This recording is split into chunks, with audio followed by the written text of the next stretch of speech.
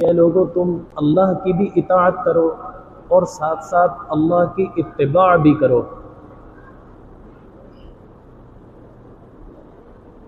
اور یہی الفاظ اللہ تعالیٰ نے اپنے پیارے حبیب صلی اللہ علیہ وسلم کے لیے استعمال فرمائے، اور ہمیں حکم دیا ہے کہ ہم حضور صلی اللہ علیہ وسلم کی اطاعت بھی کریں اور اتباع بھی کریں۔ چنانچہ اللہ تعالیٰ نے فرمایا قُلْ إِن كُنتُمْ تُحِبُّونَ اللَّهَ فَاتَّبِعُونِي،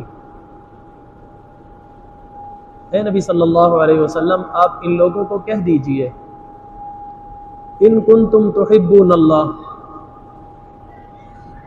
اگر تم چاہتے ہو کہ اللہ تم سے محبت کرنے لگ جائے تو تم ایک کام کرو، وہ کیا ہے؟ فَاتَّبِعُونِي، تم میری اتباع کرو، یحببکم اللہ، اللہ خود بخود تم سے محبت کرنے لگ جائے گا۔ پھر اس محبت میں آ کر اللہ تعالیٰ انعام کیا دیں گے؟ فرمایا یغفر لکم، تمہارے سارے گناہوں کو بخش دیں گے۔ یغفر لکم ذنوبکم واللہ غفور الرحیم، بے شک اللہ تعالیٰ تو غفور الرحیم ہے۔ اور ساتھ ہی اللہ تعالیٰ نے یہ بھی فرمایا کہ اگر تم اتباع نہیں کر سکتے تو کم از کم اللہ کی اور اللہ کے رسول کی اطاعت ضرور کر لینا۔ اگر کوئی شخص یہ بھی نہ کرے، اللہ تعالیٰ نے فرمایا قُلْ أَطِيعُوا اللَّهَ وَالرَّسُولَ، اے نبی ان کو کہہ دیجئے اللہ کی بھی اطاعت کرو، اللہ کے رسول کی بھی اطاعت کرو۔ فَإِن تَوَلَّوْا، اگر یہ بھی نہیں کر سکتے، اتباع بھی نہیں کر رہے، اطاعت بھی نہیں کر رہے، تو پھر سن لو فَإِنَّ اللَّهَ لَا يُحِبُّ الْكَافِرِينَ، اللہ تعالیٰ کافروں کو پسند نہیں کیا کرتا۔ یہ کفر کا فتویٰ کون دے رہا ہے؟ اللہ تعالیٰ خود دے رہا ہے، کوئی مولوی نہیں دے رہا، اللہ تعالیٰ خود فتویٰ دے رہا ہے۔ جو اللہ کے رسول کی اطاعت بھی نہ کرے وہ کافر ہے، وہ مسلمان نہیں ہو سکتا۔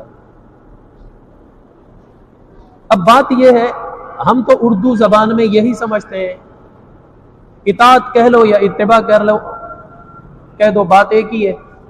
نہیں، ایسا نہیں ہے، عربی زبان میں فرق ہے، اطاعت الگ چیز ہے، اتباع الگ چیز ہے۔ اطاعت میں یہ ہوتا ہے کہ کسی حکم دینے والے نے حکم دیا یہ کام کرو، بس ہم نے اس کا حکم کہنا ماننا ہے، چاہے اس حکم دینے والے کی محبت ہمارے دل میں ہو یا نہ ہو، اس سے کوئی سروکار نہیں، حکم ضرور ہم نے کہنا ماننا ہے۔ اس کو کہا جاتا ہے اطاعت کرنا۔ مثال کے طور پر اس وقت مہنگائی عروج پر ہے، وزیر اعظم نے آرڈر جاری کر دیا پیٹرول مہنگا ہے، وزیر اعظم چاہے ہمیں اچھا لگے یا نہ لگے اس سے کوئی سروکار نہیں، لیکن اس کا حکم تو ہم مانیں گے۔ یہ نہیں کہہ سکتا نہیں جی میں تو پرانے دام پر ہی لیٹر لے کر آؤں گا، اور کوئی دے گا بھی نہیں اس کو اس دام پہ۔ وزیر اعظم اچھا لگے یا نہ لگے حکم ماننا ہے۔ بجلی کا یونٹ مہنگا کر دیا گیا، کوئی شخص یہ کہے نہیں جی میں تو پرانے ریٹ پر بجلی کا یونٹ پے کروں گا، نہیں، وزیر اعظم اس کو اچھا لگے یا نہ لگے جو اس نے مہنگا کر دیا وہ تو ماننا ہی پڑے گا۔ یہ کہلاتا ہے اطاعت۔ اتباع اس سے اونچا درجہ ہے، اس میں کیا ہوتا ہے، حکم دینے والا حکم دیتا ہے، حکم سننے والا اس کے حکم پر جب عمل کر رہا ہوتا ہے تو اس کے اندر حکم دینے والے کی محبت کا پہلو بھی شامل ہوتا ہے کہ ازراہ محبت میں اس کا حکم مان رہا ہوں۔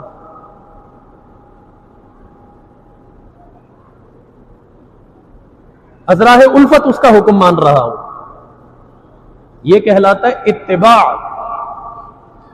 اتباع اللہ تعالیٰ نے ہمیں اتباع کا پہلے حکم دیا۔ اگر تم چاہتے ہو اللہ تم سے محبت کرنے لگ جائے، یہ فارمولہ دے رہے ہیں اللہ تعالیٰ، پھر کیا کرنا ہے؟ تم نے نبی صلی اللہ علیہ وسلم کی اتباع کرنی ہے، ازراہ محبت ان کا حکم ماننا ہے۔ یعنی اتباع میں دو چیزیں آ گئی، فرما برداری بھی آ گئی اور اس کی محبت بھی آ گئی. اطاعت میں صرف فرما برداری آئی ہے، محبت نہیں ہے. اللہ تعالیٰ فرماتے ہیں اگر تم چاہتے ہو اللہ تم سے محبت کرنے لگ جائے تو تم حضور صلی اللہ علیہ وسلم کی اتباع کرو، یحببکم اللہ، اللہ خود بخود تم سے محبت کرنے لگ جائے گا. اگر یہ نہیں کر سکتے پھر دوسرا اسٹیپ، اطیعوا اللہ والرسول، تم اللہ کی بھی اطاعت کرو، اللہ کے رسول کی بھی اطاعت کرو. اس سے نیچے کوئی درجہ نہیں ہے. فَإِن تَوَلَّوْا، اگر یہ بھی نہیں کر سکتے، اطاعت بھی نہیں کر سکتے، اللہ تعالیٰ فرماتے ہیں فَإِنَّ اللَّهَ لَا يُحِبُّ الْكَافِرِينَ، پھر کافر ہو، اللہ کافروں سے محبت نہیں کیا کرتا، اللہ کافروں کو پسند نہیں کیا کرتا. اتباع کیا ہے؟ مثال کے طور پر گھر ہمارا ہے لیکن حکم ہمارا نہیں چلتا، اللہ کے رسول کا اس گھر میں حکم چلتا ہے. بیٹیاں ہماری ہوں، ان کے نکاح ہم نے نہیں کرنے، رسول اللہ کو اختیار ہے وہ ان کے نکاح کریں. ملک ہمارا ہو، نظام ہمارا نہیں چلے گا، رسول اللہ کا چلے گا. یہ ہے اتباع.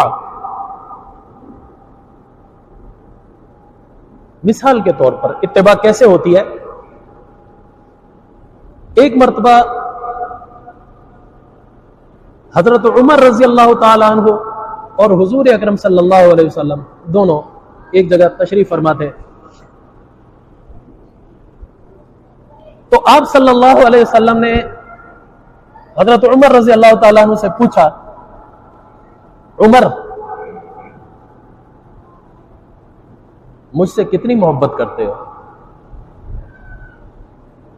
ایک بات یاد رکھنا، یہ سوال بندہ اسی شخص سے کیا کرتا ہے جس کے ساتھ اس کی قرابت داری بہت زیادہ ہو. جس سے تھوڑی بہت ہو، نیا نیا سلام دعا ہو، اس کو تو کوئی ایسے لفظ نہیں کہا کرتا. اب مثال کے طور پر میرے پاس جو ساتھی زیادہ آ کر بیٹھتے ہیں میں ان سے تو یہ سوال کر سکتا ہوں، لیکن ان مقتدیوں میں، ان نمازیوں میں بہت سارے لوگ ہیں جو ہفتے میں ایک بار آتے ہیں، جمعے کے دن صرف نظر آتے ہیں، میری سلام دعا بھی نہیں ہے، میری حجت بھی نہیں ہے. میں ان سے تو نہیں پوچھوں گا فلاں نے بتا مجھ سے کتنی محبت ہے، نہیں کہوں گا. اس سوال سے یہ پتہ چلتا ہے کہ نبی صلی اللہ علیہ وسلم کو عمر سے کتنی زیادہ قرابت حاصل تھی اور عمر کو حضور صلی اللہ علیہ وسلم سے کتنی قرابت حاصل تھی، کتنے قریب تھے ایک دوسرے کے. حضور صلی اللہ علیہ وسلم نے پوچھا، عمر مجھ سے کتنی محبت کرتے ہو؟ حضرت عمر نے فرمایا، یا رسول اللہ، اس دنیا میں تمام لوگوں سے زیادہ میں آپ سے محبت کرتا ہوں، تمام لوگوں سے زیادہ آپ سے محبت کرتا ہوں. حضور نے فرمایا اپنی جان سے. حضرت عمر ایک دم خاموش ہو گئے، بیٹھ گئے. تھوڑی دیر کے بعد سر اٹھا کر کہنے لگے، الآن یا رسول اللہ، اب یا رسول اللہ. مطلب کیا ہے؟ ہاں اب اپنی جان سے بھی زیادہ آپ سے محبت کرنے لگ گیا. تو آپ صلی اللہ علیہ وسلم نے فرمایا، ہاں اب تو متبعون میں شامل ہو گیا. اتباع یہ ہے، محبت اس حد تک ہو اپنی جان سے بھی زیادہ رسول اللہ محبوب ہو. یہی مفہوم ایک حدیث شریف میں آتا ہے. آپ صلی اللہ علیہ وسلم نے فرمایا، لا یؤمن احدکم حتی اکون احب الیہ من والدہ وولدہ والناس اجمعین. اس وقت تک کوئی شخص صاحب ایمان بن ہی نہیں سکتا جب تک میں اس کو اس کے ماں باپ سے، اس کی اولاد سے اور تمام لوگوں سے زیادہ محبوب نہ لگنے لگ جاؤں. جب یہ کیفیت ہو جائے تو پھر اتباع ہے ہی ہے، پھر اتباع ہے. اور یہ اتباع صحابہ میں اتم درجہ پائی جاتی تھی. گھر صحابہ کے تھے لیکن حکم حضور کے چلتے تھے. حضرت زید بن ارقم کو کہا تھا اپنا گھر خالی کر دے. کیوں؟ علی کو دینا ہے. سو بسم اللہ، گھر خالی کر دیا، علی کو دے دیا. گھر ان کے تھے، حکم حضور کا چلتا تھا. تو یہ نہیں کہتا تھا میں کیوں کروں، میری چیز ہے. نہیں، بیٹیاں صحابہ کی تھی، حکم حضور کے چلتے تھے. حضرت سعد الاسود رضی اللہ تعالیٰ عنہ یا رسول اللہ میں کالا کلوٹا ہوں، غریب ہوں، کوئی ٹھکانہ نہیں ہے، کوئی بیٹی نہیں دیتا۔ حضور نے فرمایا جا قبیلہ ثقیف کا جو بڑا سردار ہے عمر بن وہب، اس کو جا کر کہے کہ اپنی بیٹی کی شادی تجھ سے کرا دے، میں اللہ کا رسول کہتا ہوں۔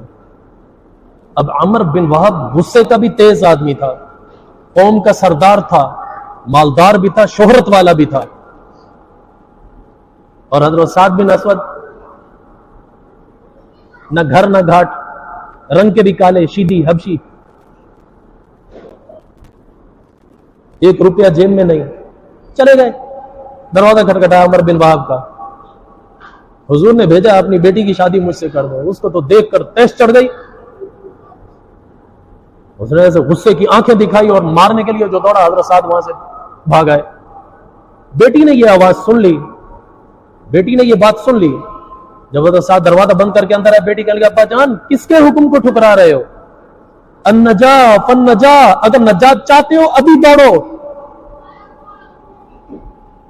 یہ مت دیکھو کس کو دینا ہے، یہ دیکھو حکم کس کا ہے۔ وہ صحابی وہاں سے دوڑتے ہوئے آگے آگے، حضرت سعد نے آ کر اطلاع دی، یا رسول اللہ وہ نہیں دے رہے۔ پیچھے حضرت عمر بن وہب پہنچ گئے، یا رسول اللہ میں حاضر، میری بیٹی آپ ہی کی بیٹی ہے۔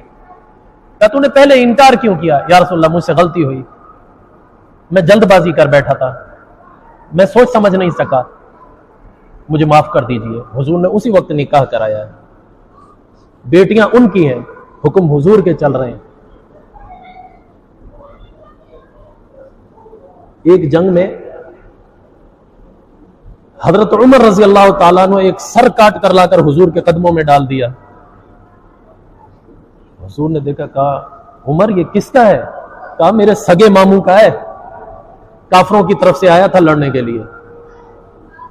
حضور نے ایک سوال کیا، حضرت عمر نے ایک جواب دیا۔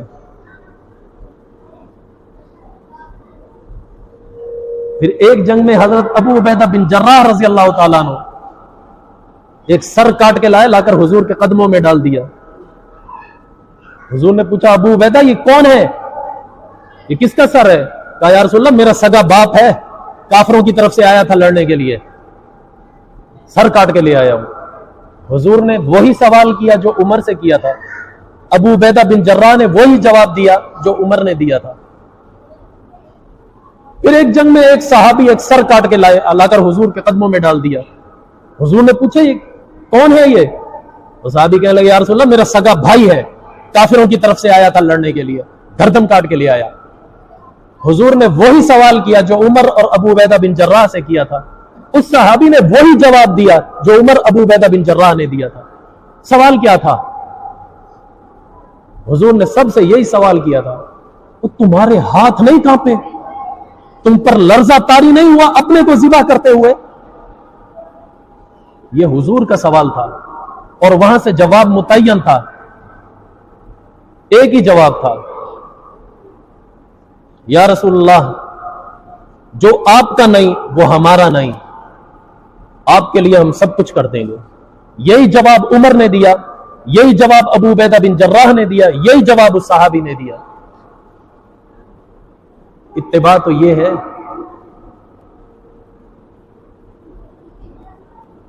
ہم بھی اتباع رسول کے دم بھرتے ہیں۔ ہماری اتباع پتہ کیسے؟ ہوٹل والا صبح صبح سویرے ہوٹل کھولتا ہے، کس لیے؟ میں حلال روزی کماؤں، اس لیے کھولتا ہے۔ سارا دن اس ہوٹل پر گانے اور فلمیں چلتی ہیں، جب شام کو پیسہ کما کر جاتا ہے تو پھر بھی خوش ہوتا ہے میں حلال کما کے جا رہا ہوں، اور پھر روتا بھی ہے مولوی صاحب برکت نہیں ہوتی۔ یہ نہیں سوچتا میں نے کیسے کمایا ہے، اپنے ذان کے مطابق حلال لے جا رہا ہے، لیکن در حقیقت وہ پیور حرام لے جا رہا ہے۔ رکشے والا صبح کو رکشہ نکالتا ہے میں حلال روزی کماؤں گا، سارا دن اس رکشے میں گانا بجانا کرتا ہے، اور شام کو خوش ہو کر لوٹتا ہے میں بڑا کما کر لایا، پھر روتا ہے اس میں برکت نہیں ہو رہی۔ برکت کہاں سے ہو؟ تو نے حرام طریقے سے کمایا ہے۔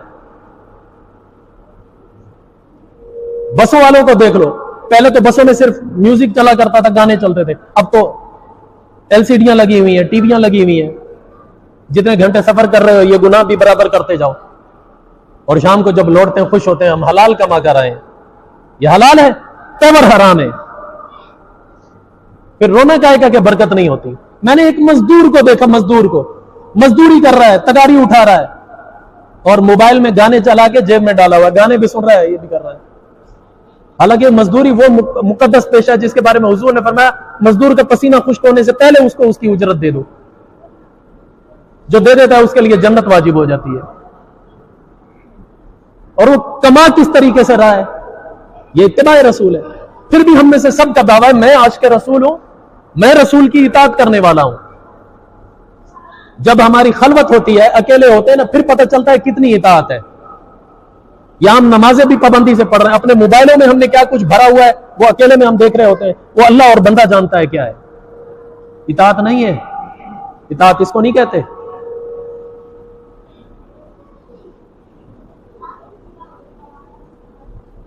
اطاعت تو صحابہ میں تھی.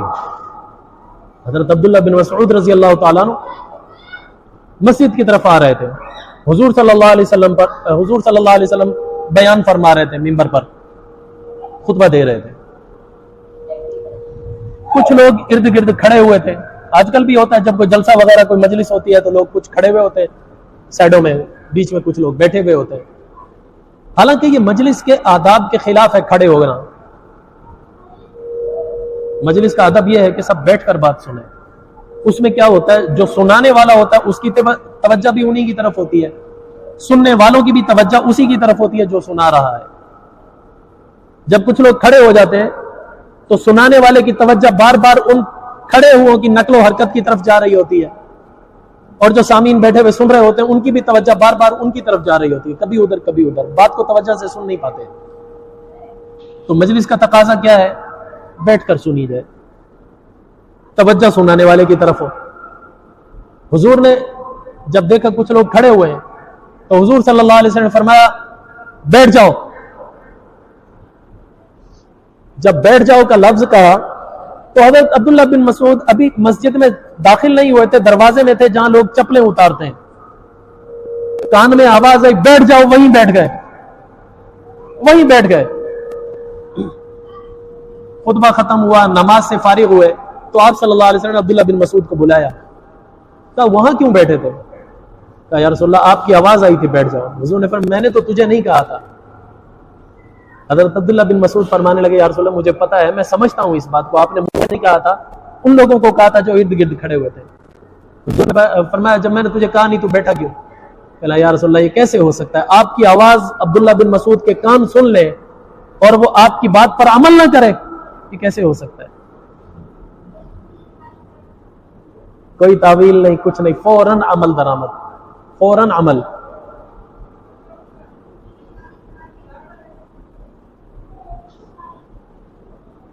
حضرت حذیفہ بن یمان رضی اللہ تعالیٰ عنہ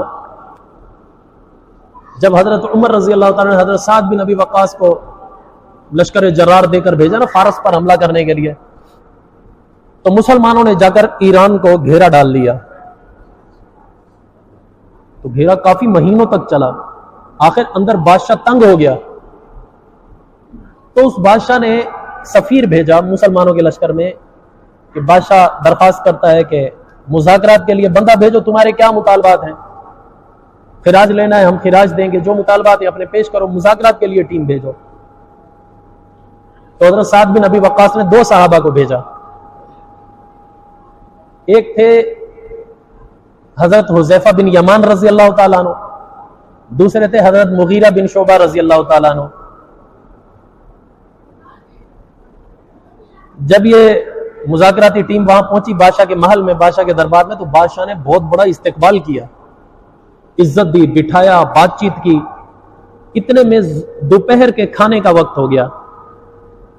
تو بادشاہ نے جو شاہی دسترخوان لگوایا جس پر خود بیٹھ کر کھاتا تھا, وہاں حذیفہ بن یمان اور مغیرہ بن شعبہ کو اپنے سامنے بٹھایا. کٹھے بیٹھ کر ایک دسترخوان سے کھانا کھا رہے ہیں. کھانا کھاتے کھاتے حضرت حذیفہ بن یمان رضی اللہ تعالیٰ عنہ کے ہاتھ سے لقمہ چھوٹا دسترخوان پر گر گیا. تو حضرت حذیفہ بن یمان کے ذہن میں فوراً یہ حدیث آئی, حضور صلی اللہ علیہ وسلم نے فرمایا اگر کسی کا کھانے کا لقمہ گر جائے اس کو چاہیے وہ اس کو اٹھائے. اگر وہ بغیر دسترخوان کے زمین پر گر گیا تھا, مٹی لگ گئی تھی, تو اس مٹی کو صاف کرے اور کھا لے. اگر دسترخوان پر گرا تھا تب بھی اس کو ضائع نہ کرے، اٹھا لے اور کھا لے۔ تمہیں نہیں پتا اللہ نے تمہارے کھانے کے کس حصے میں برکت رکھی تھی، اس وجہ سے اس کو ضائع نہ کرو۔ یہ مسلم شریف میں حدیث موجود ہے۔ تو حضرت حذیفہ بن یمان نے فوراً ایسے لقمہ اٹھانے کے لیے ہاتھ بڑھایا تو حضرت مغیرہ بن شعبہ نے ایسے کونی ماری، کیا کر رہا ہے؟ مطلب یہ تھا کہ پتہ ہے سنت ہے، لیکن اس وقت اس سنت کو چھوڑ دے، بادشاہ کے سامنے بیٹھا ہوا ہے، وہ لوگ کیا سوچیں گے، یہ اتنے ندیدے ہیں، ایک لقمے کے لیے جان دے رہے ہیں۔ تو حضرت حذیفہ بن یمان سمجھ گئے ایسے کونی مارنا یہ کیوں لگ رہی ہے، تو حضرت حذیفہ بن یمان نے لقمہ اٹھایا اور بلند آواز سے کہا اَأَتْرُكُ سُنَّةَ حَبِيبِ صلی اللہ علیہ وسلم لِهَؤُلَاءِ الْحُمَقَاءِ، کیا میں اپنے پیارے حبیب صلی اللہ علیہ وسلم کی سنت ان بے وقوفوں کی وجہ سے چھوڑ دوں؟ کھا لیا۔ یہ ہے اتباع رسول۔ ہوتا ہم جیسا کتنی تعویلیں کرتا، ہمیں تو کھانے کے ڈھنگ بھی نہیں پتا، ہم نے تو انگریز سے طریقہ سیکھا ہے، جیسے بھیڑ بکریاں کھا رہی ہوتی ہیں ایسے کھانے پر ٹوٹتے، نہ کوئی بیٹھنے کا طریقہ، نہ اٹھنے کا طریقہ، نہ کھانا کھانے کا طریقہ، نہ کچھ پتا، کچھ نہیں۔ حضور صلی اللہ علیہ وسلم دسترخوان لگا کر کھانا کھایا کرتے تھے، دسترخوان اونچی جگہ پر نہیں لگاتے تھے، زمین پر بچھایا کرتے تھے، اور حضور صلی اللہ علیہ وسلم خود بیٹھ کر کھانا کھایا، زمین پر بیٹھ کر کھانا کھاتے تھے۔ بیٹھنے کا طریقہ مختلف ہوتا تھا، کبھی کبھی آپ صلی اللہ علیہ وسلم ایسے آلتی پالتی مار کے ایسے بیٹھا کرتے تھے، اور کبھی آپ صلی اللہ علیہ وسلم چار زانو ہو کر بیٹھتے تھے، ایسے جیسے ہم لوگ پیشاب کرتے وقت باتھ روم میں بیٹھا کرتے ہیں، دونوں گھٹنے ہمارے کھڑے ہوئے ہوتے ہیں، اس طرح بیٹھنا ہے۔ اکثر و بیشتر حضور ایسے بیٹھ کر کھاتے تھے۔ ایک صحابی نے پوچھا یا رسول اللہ آپ ایسے کیوں بیٹھے ہوئے ہیں، آپ صحیح طرح سے ایزی ہو کر بیٹھ کر کھانا کھائیں۔ آپ نے فرمایا نہیں، میں غلام بنا کر بھیجا گیا ہوں، میں غلاموں کی طرح ہی بیٹھوں گا۔ حضور کے کھانے کا طریقہ۔ اور کبھی کبھی آپ صلی اللہ علیہ وسلم اس طرح بیٹھا کرتے تھے جیسے ہم لوگ اتحیات میں بیٹھتے ہیں، لیکن اتحیات میں ہمارے دونوں گھٹنے بچھے ہوئے ہوتے ہیں، وہ اس طرح نہیں ہوتا تھا، ایک گھٹنا بچھا ہوا ہوتا تھا، ایک گھٹنا آپ صلی اللہ علیہ وسلم ایسے کھڑا کر لیا کرتے تھے، یعنی ایک پاؤں پر بیٹھے ہوئے ہوتے تھے، ایک گھٹنا کھڑا ہوتا تھا، اس طرح آپ صلی اللہ علیہ وسلم بیٹھ کر کھانا کھایا کرتے تھے۔ جب کوئی شوربے والی چیز ہوتی تھی تو وہ برتن میں رکھا کرتے تھے دسترخوان پر، اگر کوئی مائے دار کوئی شوربے والی مائع چیز نہیں ہوتی تھی، ٹھوس چیز ہوتی تھی، تو حضور صلی اللہ علیہ وسلم اس کو دسترخوان پر ایسے ہی انڈیل کر بغیر برتن کے دسترخوان پر ڈال کر کھایا کرتے تھے۔ صحابہ اکرام اکثر کر کے میدان جنگ میں بھی ایک چمڑے کا دسترخوان ہوا کرتا تھا، وہی دسترخوان ہوتا تھا، وہی ان کا مصلی ہوتا تھا نماز پڑھنے کے لیے، اور وہی ان کا سونے کے لیے بستر ہوا کرتا تھا، اسی کے اوپر کھانا کھایا کرتے تھے۔ جنگ بنی مستلق میں صحابہ کے پاس برتن نہیں تھا، اور حضور کے پاس سوائے سرکے کے اور کوئی سالن نہیں تھا۔ اب سرکہ اگر ڈالیں دسترخوان پر وہ بہہ جائے گا، صحابہ کہنے لگے یا رسول اللہ برتن نہیں ہے، نکالیں کیسے، کھانا کیسے کھائیں؟ حضور نے فرمایا میں ایک طریقہ بتاتا ہوں۔ حضور صلی اللہ علیہ وسلم ریتیلا علاقہ تھا، حضور صلی اللہ علیہ وسلم نے ریت میں ایسے کھڈا نکالا، کہا اس میں چمڑے کا دسترخوان بچھاؤ، چمڑے کا دسترخوان بچھایا، وہ کٹورے کی طرف بن گیا، کہا اس میں سرکہ ڈالو، اس میں کھاؤ، سب نے کھایا۔ بالکل کھانے میں کوئی تکلف نہیں، سادہ طریقہ کھانے کا۔ پھر آپ صلی اللہ علیہ وسلم فرمایا کرتے تھے جو کھانے کے ریزے گر جائیں، یہ مسلم شریف کتاب الثواب میں یہ حدیث حضرت جابر رضی اللہ تعالیٰ عنہ کی موجود ہے۔ امام غزالی رحمۃ اللہ علیہ نے اس حدیث کو احیاء العلوم میں بھی نقل فرمایا ہے۔ وہ کیا ہے؟ حضرت جابر رضی اللہ تعالیٰ عنہ فرماتے ہیں کہ اگر کھانے کے ریزے دسترخوان پر گر جائیں، ان کو چھوڑنا نہیں چاہیے، ان کو اٹھا کر کھا لینا چاہیے۔ دسترخوان بچھانے کا مقصد ہی یہ ہوتا ہے کہ رزق ضائع نہ جائے، جو گر جائے وہ گندا نہ ہو، تاکہ ہم دوبارہ اٹھا کے کھا سکیں۔ ہم نے دسترخوان کا مطلب یہ سمجھا جو گر گیا سمجھو وہ حرام ہو گیا، اب اس کو ہاتھ نہیں لگانا۔ مجھے عجیب تعجب ہوتا ہے، دسترخوان پر بیٹھ کر ہم کھانا کھا رہے ہوتے ہیں، روٹی اسی دسترخوان پر، ننگے دسترخوان پر ہم نے رکھی ہوئی ہوتی ہے، وہاں سے توڑ کر کھا رہے ہوتے ہیں، لیکن اگر وہی لقمہ اسی دسترخوان پر گر جائے دوبارہ اٹھانے کی ہمیں توفیق نہیں ہوتی، گھن آنے لگ جاتی ہے۔ عجیب طریقہ ہے، خود بھی اسی سے کھا رہے ہیں، لیکن اگر گر جائے پھر ہمیں گھن آنے لگ جاتی ہے۔ حضور نے فرمایا جو ریزے گر جائیں، حضرت جابر رضی اللہ تعالیٰ فرماتے ہیں وہ اٹھا کر کھا لیا کرو۔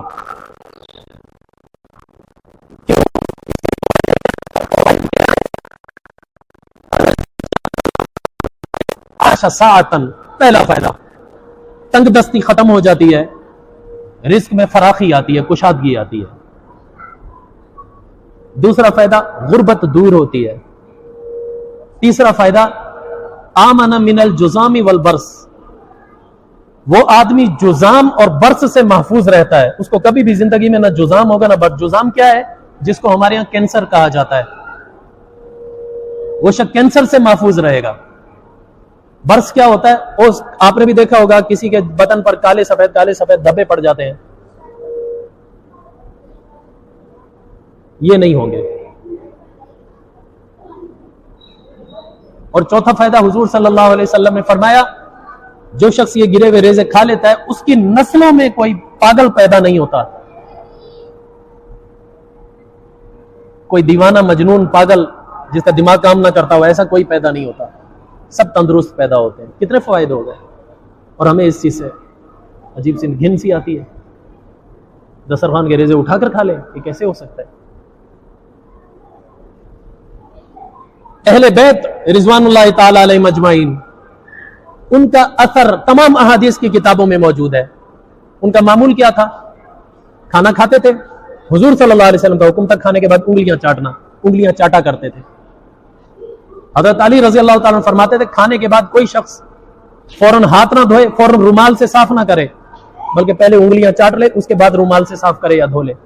دھونا بھی مستحب ہے، وہ بعد میں ہے، پہلے چاٹے۔ ہم مطابق استعمال بھی تو کرنا سیکھو نا۔ حضرت حسین رضی اللہ تعالیٰ عنہ، امام حسین رضی اللہ تعالیٰ عنہ کھانے پر بیٹھا کرتے تھے، کھانا کھانے کے بعد انگلیاں چاٹا کرتے تھے، اس کے بعد دھویا کرتے تھے، اور اس وقت تک دسترخوان سے نہیں اٹھتے تھے جب تک برتن اچھی طرح انگلی سے چاٹ کر صاف نہیں کر لیتے تھے۔ ہمارے ہاں کوئی انگلی سے چاٹے نا، لوگ تانا دیتے ہیں ابے کیا سوراخ کرے گا کیا ہے؟ امام حسین کا معمول تھا۔ اور پھر اس برتن میں پانی ڈال کر برتن میں ہاتھ گھما لیا کرتے تھے، وہ جو دھون بن جاتا تھا وہ پی لیا کرتے تھے۔ یہ اہل بیت کے کھانے کا طریقہ بتلا رہا ہوں۔ ہم میں سے ہر ایک کو دعویٰ ہے محبت اہل بیت کا، عمل کرتے ہوئے کیا ہوتا ہے؟ ہمیں عمل بھی تو کرو نا ان چیزوں پر۔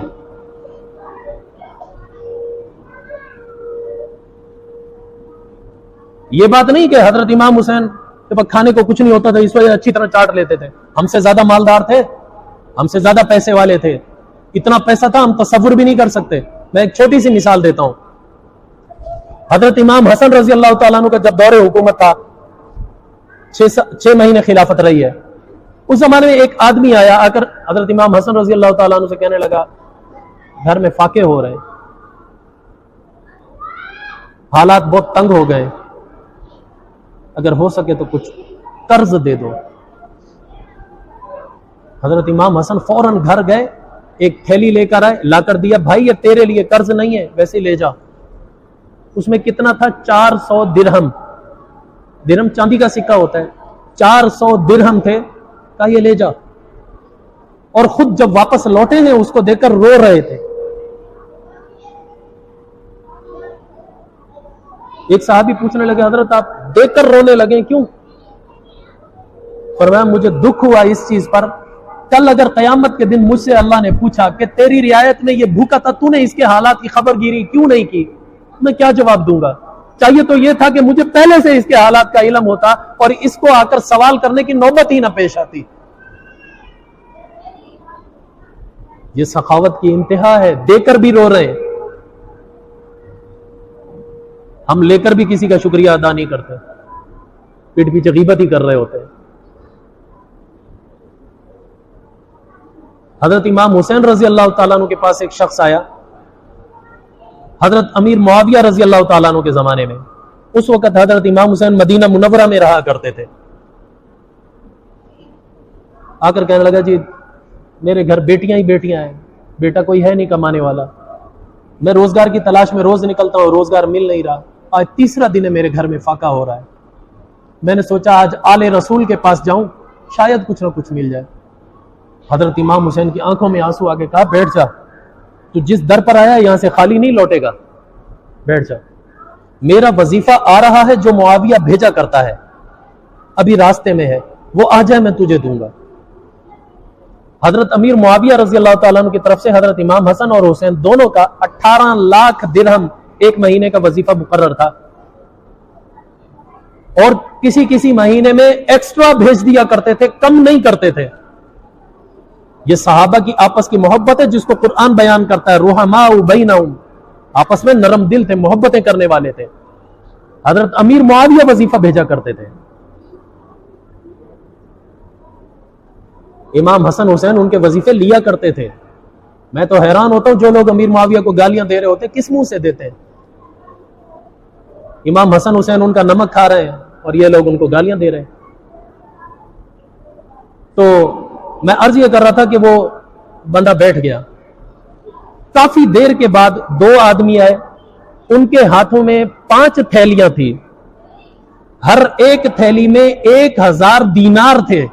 1000 دینار، دینار سونے کا سکہ ہوتا ہے، آج کل کے لحاظ سے 1000 دینار کی مالیت تقریباً 3 کروڑ روپے کے لگ بھگ ہے۔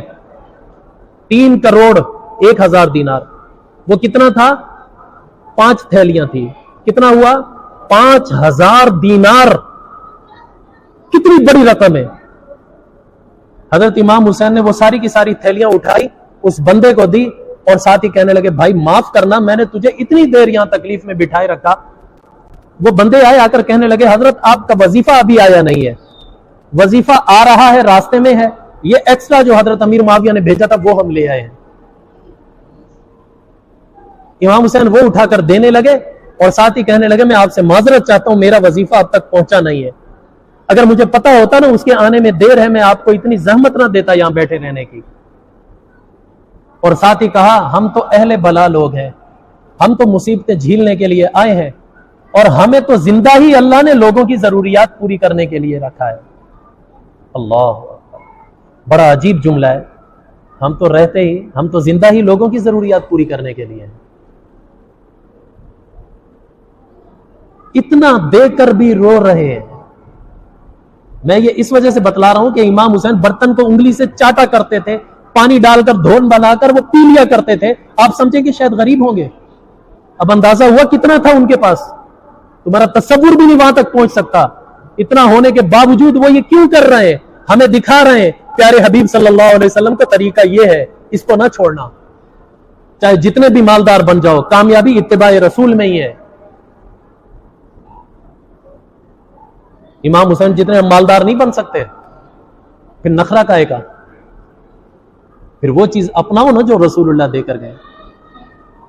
ہم تو بہت ساری تعویلیں لگ جاتے ہیں کرنے ہر چیز میں، نہیں یار وہ اس موقع کے لیے نہیں، وہ اس موقع کے لیے تھا، اس کا مطلب یہ بھی تو ہو سکتا ہے، یہ بھی تو ہو سکتا ہے۔ صحابہ تو نہیں یہ جانتے تھے۔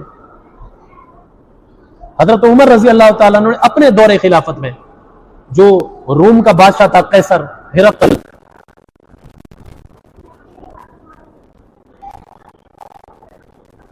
بات مکمل کر دوں مختصر سی، اس کے پاس ایک قاصد بھیجا۔ قاصد کون تھا؟ حضرت جسامہ رضی اللہ تعالیٰ عنہ، ان کو خط بھیجا تھا، اسلام کی دعوت دی، نہیں مانو کہ ہم تم پر حملہ کریں گے۔ تو حضرت جسامہ جب ہرقل کے دربار میں گئے محل میں، تو اس نے بڑا استقبال کیا، بہت پروٹوکول دیا، خود اسٹیج سے اتر کر، تخت سے اتر کر نیچے آیا اور حضرت جسامہ کا ہاتھ پکڑ کر اوپر لے کر گیا اسٹیج پر، اور وہاں سونے کی کرسی رکھی ہوئی تھی، سونے کی کرسی۔ حضرت جسامہ کو کہا یہاں بیٹھے، اپنے ساتھ بٹھایا، اپنے ساتھ کبھی اس نے وزیر اعظم کو نہیں بٹھایا تھا۔ حضرت جسامہ کہتے ہیں میں بے خیالی میں تھا، میں فوراً اس کرسی پر بیٹھ گیا، بات چیت شروع ہوئی، بات چیت ہوتے ہوتے میں نے ایسے ہاتھ رکھا کرسی پر، وہ ٹیک لگانے کے لیے ہوتی ہے نا جگہ ہاتھ رکھنے کے لیے، جیسے میرا ہاتھ رکھا اس کے اوپر تو مجھے محسوس ہوا یہ عجیب سی ہے، غور سے دیکھا یہ تو سونے کی کرسی ہے۔ حضرت جسامہ کہتے ہیں میں اچھل کر وہاں سے اٹھ کر کھڑا ہو گیا، ہرقل کے سامنے آ کر کھڑا ہو گیا۔ تو ہرقل نے یہ دیکھا تو دیکھ کر ہنسنے لگا، کہنے لگا کیا مطلب، آپ کو عزت راس نہیں آئی کیا؟ میں نے تو آپ کو عزت دی ہے، آپ کو راس نہیں آ رہی؟ حضرت جسامہ کہنے لگے کہ آپ نے جتنی ہماری تعظیم کی، جتنا آپ نے اخلاص ہمیں دکھایا، ہم اس پر آپ کا شکریہ ادا کرتے ہیں، لیکن یہاں پر بیٹھنا ہمارے لیے جائز نہیں ہے۔ کہا کیوں؟ کہا ہم جس نبی کے پیروکار ہیں اس نے ہمارے لیے یہ حرام کیا ہے۔ یہ حرام کیا ہے۔ تو ہرقل نے اپنے ترجمان سے جب پوچھا نا کہ یہ کیا کہہ رہا ہے، تو ترجمان نے بتایا یہ کہتا ہے کہ ہمارے نبی نے ہمیں اس پر بیٹھنے سے منع کیا ہے اور حرام قرار دیا ہے۔ پہلے میں غلطی سے بیٹھ گیا تھا، اب میں نے دیکھا ہے تو میں اٹھ گیا ہوں، اب نہیں بیٹھوں گا اس پر۔ تو ہرقل ایسے سر جھکا کر بیٹھ گیا، کافی دیر بیٹھا رہا، پھر سر اٹھا کر اپنے لوگوں کو کہنے لگا میں قسم کھا کر کہتا ہوں کہ جس جگہ پر اب میرے قدم جس تخت پر رکھے ہوئے ہیں، ایک دن آئے گا یہ لوگ اس تخت کے مالک بن جائیں گے۔ اے لوگوں، بہتری اسی میں ہے اگر اس کا کہنا مان لیا جائے۔ حضرت جسامہ کہتے ہیں جب یہ بات لوگوں نے سنی تو لوگوں میں آوازیں بلند ہونے لگی، کچھ لوگ بادشاہ کے اوپر چڑھائی کرنے لگے غصے کی وجہ سے۔ کہتے وہ انگریزی بول رہے تھے، مجھے سمجھ نہیں آ رہی تھی، ترجمان بھی نہیں بتلا رہا تھا، میں نے یہ کیفیت جب دیکھی تو میں بھی بوکھلا کر کھڑا رہا۔ تو اتنے میں بادشاہ نے فوراً محل کے دروازے بند کرا دیے، لوگ باہر سے اندر کی طرف گھسنا شروع ہوئے محل کے اندر بادشاہ کی یہ بات سن کر۔ تو بادشاہ نے فوراً محل کے دروازے بند کرا دیے، کھڑکیاں بند کرا دی، تھوڑی دیر تک ان لوگوں سے گرما گرمی سے گفتگو کرتا رہا۔ پھر بادشاہ کی توجہ میری طرف گئی تو کہنے لگا کہ اس کو لے جا کر مہمان خانے میں بٹھا دو۔ کہتا پھر مجھے وہاں سے نکال کر لے گئے، مجھے مہمان خانے میں بٹھا دیا۔ اس کے بعد مجھے نہیں پتا ہرقل کے ساتھ کیا ہوا کیا نہیں ہوا، کیا رویہ لوگوں نے اختیار کیا، ہرقل نے کیسے ان کو مطمئن کیا، کیا کہا، کہہ رہا مجھے کچھ پتا نہیں۔ حضرت عمر رضی اللہ تعالیٰ عنہ کو حضرت جسامہ نے آ کر تحفے طائف بھی دیے کہ ہرقل نے یہ دیے، اور ساتھ یہ قصہ بھی بتلایا۔ تو حضرت عمر رضی اللہ تعالیٰ عنہ فرمانے لگے اللہ کی قسم اس کے دل میں ایمان گھس چکا تھا، لیکن وہ اپنے اقتدار کی خاطر اپنی ضد پر اڑا رہا، اس نے قبول نہیں کیا اسلام۔ میں عرض یہ کر رہا تھا کہ اس صحابی کو دیکھو، کرسی پر بیٹھا تھا، فوراً اٹھ گیا کہ میرے رسول نے منع کیا ہے، ہم ہوتے ہم کرتے اس طرح، کہتے نہیں گنجائش نکلتی ہے اس میں بھی یہ تعویل ہو سکتی ہے، ہم تعویلیں کرنے کے ماہر ہیں، حضرت ابو مرصد غنوی رضی اللہ تعالیٰ عنہ جنگ بدر کے صحابی ہیں، شروع زمانے میں اسلام لے آئے تھے۔ حضور صلی اللہ علیہ وسلم کی نبوت سے پہلے یہ ڈاکو تھے، ڈاکے مارا کرتے تھے، بڑے مشہور ڈاکو تھے عرب کے۔ اللہ نے توفیق دی، ایمان لے آئے۔ جب آپ صلی اللہ علیہ وسلم ہجرت کر کے مدینہ طیبہ آ گئے نا، پھر حضور نے اس کی ذمہ داری لگائی ہوئی تھی، کچھ مسلمان قیدیوں کو مکہ والے گرفتار کر لیا کرتے تھے، پھر جیسے حضور کو اطلاع ملتی فلاں فلاں قید میں ہے، حضور صلی اللہ علیہ وسلم ابو مرصد کو بلا کر چھپ کر رازانہ طور پر بتایا کرتے تھے فلاں فلاں قید میں ہے، کیا کرنا ہے۔ یہ خود جایا کرتے تھے اکیلے، تنہا گوریلا کاروائی کے ذریعے ان کو نکال کر لے آیا کرتے تھے، کبھی 8 کبھی 5 کبھی 10 اتنے قیدیوں کو چھڑا کر لایا کرتے تھے۔ حضور نے ان کی ذمہ داری لگائی ہوئی تھی، یہی کام ہے۔ تو ان کی ایک گرل فرینڈ تھی، مکہ میں رہا کرتی تھی زمانہ جاہلیت میں۔ جنگ بدر لگ جانے کے بعد حضور صلی اللہ علیہ وسلم کو اطلاع ملی 8 مسلمانوں کو کفار مکہ نے قید میں رکھا ہوا ہے۔ حضور نے ابو مرصد کو کہا کیا کرنا ہے، لے آؤں گا۔ یہ لینے کے لیے جب آئے ہیں، اکیلے آئے تھے، جب مکہ میں داخل ہوئے تو وہی اس کی معشوقہ گرل فرینڈ وہ راستے میں مل گئی، اس کا نام تھا عناق۔ تو عناق جپی ڈال لی اس نے، ملنے لگی، آ تو میرے گھر آ۔ ابو مرصد کہنے لگے عناق اب تیرے اور میرے درمیان اسلام حائل آ گیا ہے، جیسے پہلے ہم ملا کرتے تھے، تعلقات رکھتے تھے، اب نہیں ہو سکتا۔ عناق حیرت میں پڑ گئی، مجھ سے نہیں ملے گا؟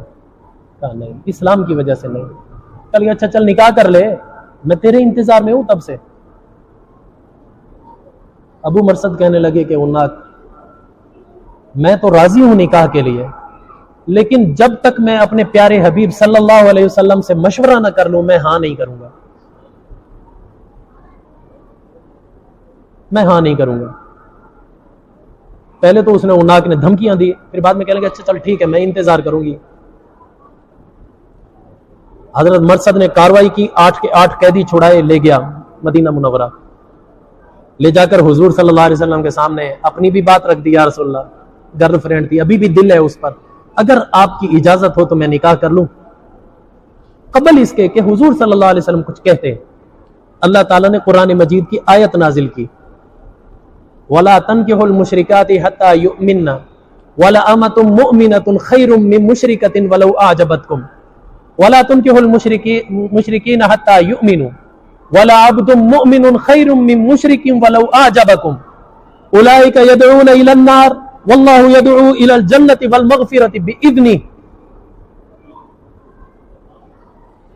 کسی مومن مرد کی شان کے لائق ہی نہیں ہے یہ بات کہ وہ کسی مشرکہ عورت کے ساتھ نکاح کرے، مومن عورت کو چھوڑ کر، چاہے وہ مومن عورت غلام ہی کیوں نہ ہو، اور وہ مشرک عورت خوبصورت حسن و جمال والی اور پیسے والی ہی کیوں نہ ہو، مومن کو چھوڑ کر مشرکہ سے نکاح نہیں کر سکتا۔ اور آگے عورتوں کو حکم دیا، وَلَا تُنْكِحُوا الْمُشْرِكَاتِ وَلَا تُنْكِحُوا الْمُشْرِكِينَ حَتَّى يُؤْمِنُوا، کسی مسلمان عورت کی شان کے لائق نہیں ہے کہ کسی مشرک مرد کے ساتھ جا کر شادی کرے، چاہے وہ مشرک مرد خوبصورت ہو، چاہے پیسے والا ہو، بنسبت مسلمان مرد کے، چاہے وہ مسلمان مرد غریب ہی کیوں نہ ہو، مومن مرد بہتر ہے اس کافر سے۔ اولئک یدعون الی النار، یہ کافر تو تمہیں جہنم کی طرف بلاتے ہیں، واللہ یدعو الی الجنۃ والمغفرۃ، اللہ تمہیں جنت کی طرف اور مغفرت کی طرف بلاتا ہے، بِإِذْنِ، اپنے اس حکم کے ذریعے۔ حکم کیا ہے؟ مومن کافر سے نکاح نہیں کر سکتا، اور مومنہ کافر مرد سے نکاح نہیں کر سکتی، اس حکم کی وجہ سے۔ جب یہ آیت نازل ہوئی تو حضرت ابو مرثد کہنے لگے، یا رسول اللہ، میں اللہ اور اللہ کے رسول کے حکم پر راضی ہوں، میں نے اپنی محبت کو قربان کر دیا۔ یہ ہے اطاعت رسول۔ ہم اپنی خواہشات پر عمل کرتے رہتے ہیں، ہمارا اٹھنا بیٹھنا سب اپنی خواہشات کے مطابق ہے، اور پھر امید لگائے بیٹھے اللہ بڑا کرم کرے گا، اللہ بڑا کرم کرے گا۔ کیسے کرم کرے گا یار؟ اللہ نے جو نسخہ دیا ہے، اطاعت اللہ کی ہو، اللہ کے رسول کی ہو، اتباع اللہ کی ہو، اللہ کے رسول کی ہو، دونوں چیزیں نہیں ہے تو وہ کافر ہے، کافر سے تو اللہ محبت ہی نہیں کرتا۔ ابھی میں نے پڑھا ہے قرآن مجید میں، فَإِنَّ اللَّهَ لَا يُحِبُّ الْكَافِرِينَ، اللہ ایسے کافروں سے محبت ہی نہیں کرتا جس مسلمان ہونے کا دعویٰ تو کرتا ہے لیکن اطاعت رسول ہے ہی نہیں اس میں، اتباع رسول ہے ہی نہیں اس میں، اللہ کی نظر میں تو وہ کافر ہے۔ پھر کفر والا طریقہ اختیار کریں اور اللہ کی رحمتیں اتریں۔